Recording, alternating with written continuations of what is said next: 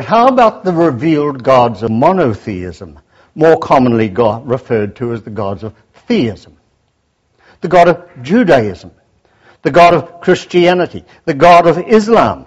Currently, over half the world's population believes wholeheartedly in one or other of these gods. And how about the God of deism, the vaguely conceived supreme intelligence that so many non-churchgoers believe in? Are their claims to credibility any better than those of their pagan rivals? Atheists, of whom I am one, think not. Indeed, I will argue that the epistemic credentials of these gods are no better than those of the pagan gods, and that the moral credentials of the theistic gods are worse by far. But first, I want to clear up a few confusions about the term God. Pick up any newspaper, journal, book of theology, philosophy of religion, comparative religion, and you'll find the term God with a capital G used as a proper name as if there is one and only one object that it designates. But that's clearly wrong. If someone tells you that he or she believes in God, it makes perfectly good sense to ask, which God? Is it the Hebraic God Yahweh, as revealed in the Tanakh? That's roughly the Old Testament. Is it God the Father, God incarnate in Jesus, as revealed in the New Testament? Is it Allah, as revealed in the Quran? Or is it a deist God? Each believer will use the noun God as a proper name for his or her own object of worship, and is likely to insist that their object of worship is different from that referred to by followers of other religions, other denominations, even other sects. And they'd be right to do so, for each God differs from all the others in the properties he or she is supposed to have. Hence, they can't be identical. The fact is that the term God functions like the proper name Mary, insofar as it admits many different persons as bearers of the name. It's as crazy to ask which is the real God as it is to ask which is the real Mary. And another point that too many people forget. Just because God functions as a proper name, it of course does not follow that there's really an entity of which it is the name. Santa is a proper name, but it doesn't follow that Santa exists. And the question I asked when, as a young child, I was confronted by all the Santas in the shops of downtown Auckland, which is the real Santa, Mother, is best answered by saying, there isn't a real Santa, darling, only pretend ones.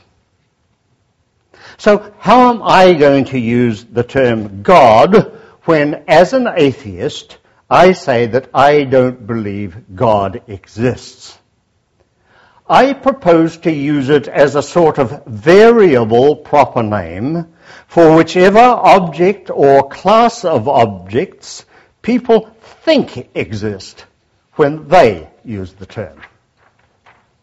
One caveat, though. I'm going to take it, as most philosophers and theologians do, that when people talk about God, they're talking about, or taking themselves to be talking about, some sort of supernatural entity or spiritual being. In my use of the term, I'll follow suit. I certainly won't be talking about any pantheistically conceived entity such as Spinoza's God as identical with nature itself, or Paul Tillich and Bishop John Spong's gobbledygook God as the ground and depth of all being. In short, I'll restrict my use of the term to supernatural gods. Second, the term atheist. As commonly used, it applies to anyone who doesn't believe in the existence of God. Note that atheists aren't alone in their disbelief. In a broad sense of the term, all religious believers are atheistic too. Atheistic, that is, about all gods other than their own. Theists, for example, no more believe in the existence of any of the pagan gods than they do in Santa Claus or the Tooth Fairy. Atheists just add the gods of theism and deism to their list of fictitious gods. People sometimes say that atheism can't be proved. They trot out the old claim, you can't prove a negative, as if to prove the point. But this is fatuous. No negatives can be proved is itself a negative. And it's false. Some negatives are easy to prove. The statement, there's no greatest prime number, is one of them. It can be proved as Euclid showed, by means of a reductio ad absurdum argument. When the concept of something, a certain sort of prime number, for instance, or a certain concept of God, involves contradiction, it's often easy to prove the negative. Or consider the more humdrum negative. There's no butter in the fridge. This negative can be proved empirically by removing the fridge contents and looking carefully.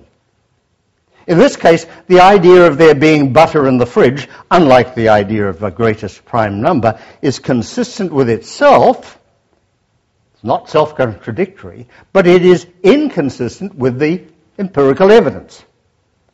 In like manner, I would argue that certain concepts of God, though not self-contradictory, are inconsistent with indubitable evidence about the nature of the world.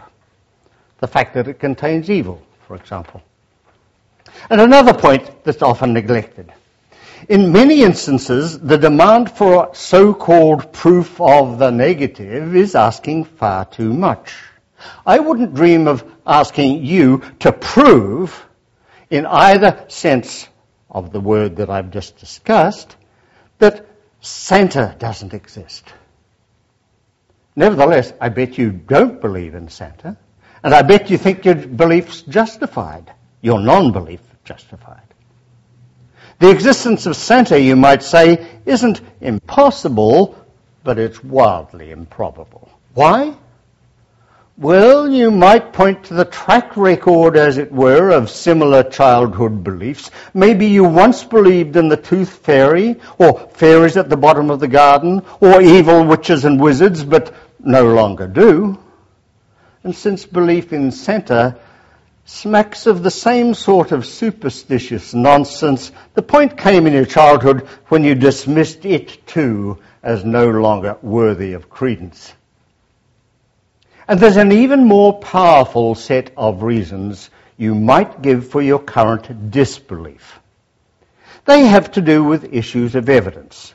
But it's not just that you haven't yet come across good evidence of his existence, for after all, you'd have to concede an element of truth to the slogan, absence of evidence isn't evidence for absence.